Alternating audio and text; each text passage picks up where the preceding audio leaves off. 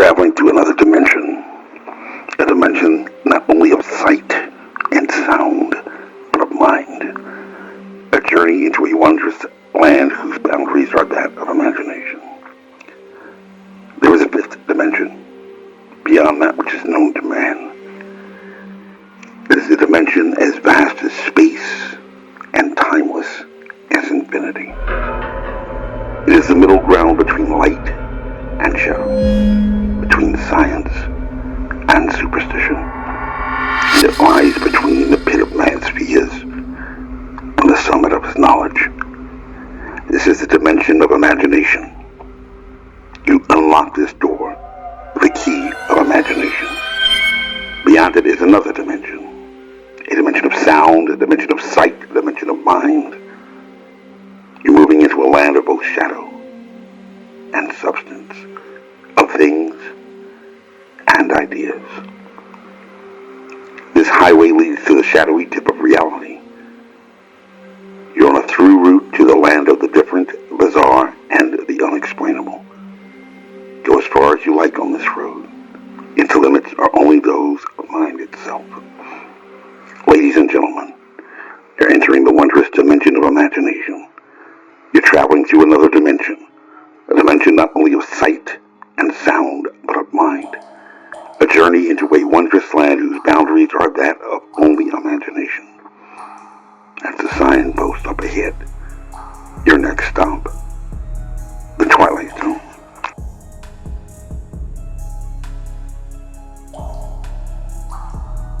According to official news reports, December 12th was a graduation day of sorts for Arlington's two departing school board members from a public school division in the happiest place to live in America, and the most educated municipality in the entire state.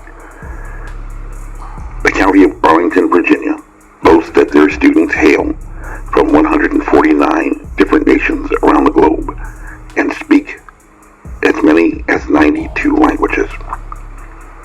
Your work has made a real difference, Board Chair Mary Cadera told Christina Diaz-Torres and David Pretty at the last meeting of the year, the body's final for the year.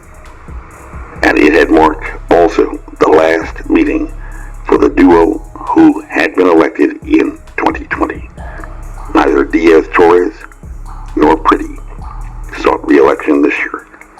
They will be succeeded by Zariah Tapia Hadley and Kathleen Clark, who had emerged in November's four-way school board election, in which two moms beat two dads.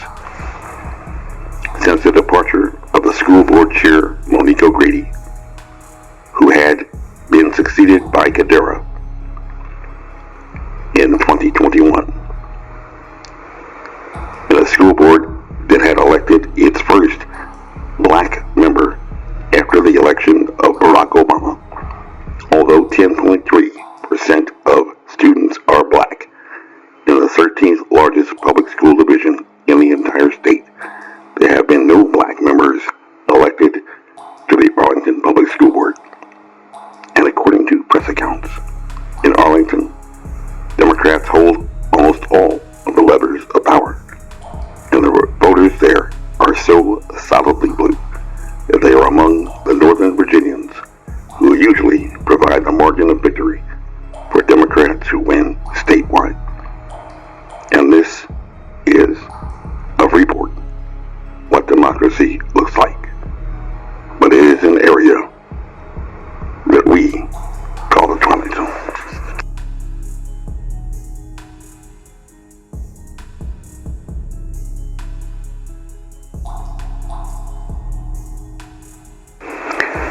Pretty, a father of biracial children who grew up in Arlington and graduated from Wakefield High School, the county's most diverse and least performing public high school, had said at his last meeting that serving on the body required an open mind and willingness to listen to all points of view. You need to have the ability to put your ego aside. Do what's in the best interest of the students, he had said, adding, that's why we're here, before he departed. Diaz-Torres, a Latina woman, had recalled that she had first began thinking about running for office in 2019 after seeing too many local students dropping out. She had viewed the school system as the place that had failed these kids. This is Arlington, Diaz-Torres had said, adding, before she too had departed, we should have done better. The pandemic brought to an abrupt and crushing stop to educational progress that was being made, Diaz-Torres said. We will always be linked to COVID and our response to it, Pretty had added. But as of December, both Diaz-Torres and Pretty, after serving only one term, departing as chair and vice chair respectively, now are gone, replaced by Clark and Tapia Hadley. And this is what democracy looks like. But it is an area that we call the Twilight Zone.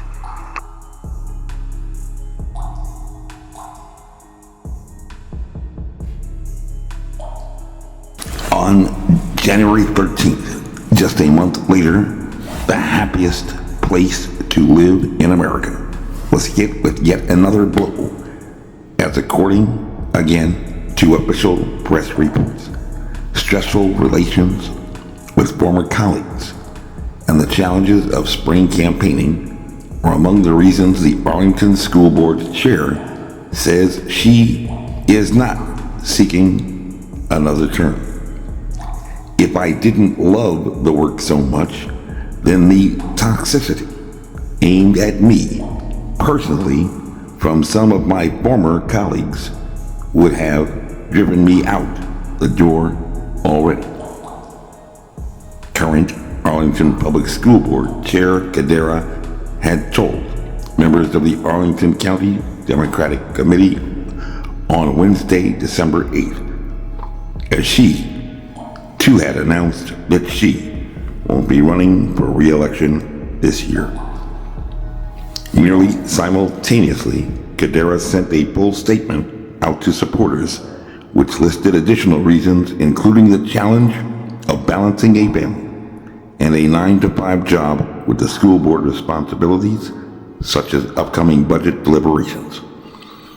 Adding, running in the Democrats' springtime caucus would be just too much, Cadera had said.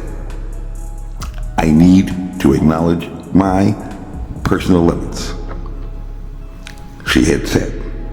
However, again, according to official press reports, whispers about more than typical levels of tension within the ranks of the elected school board leadership have been circulating for months.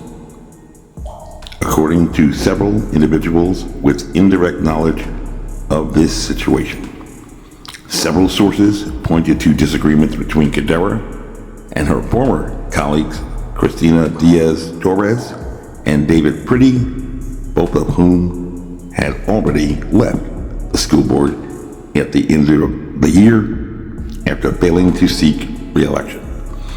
They, and now Cadera, join a growing list of board members to serve just one term before moving on. Tania Talento, a former chair, and Monique O'Grady are also recent members of that club, along with Barbara Kinnunen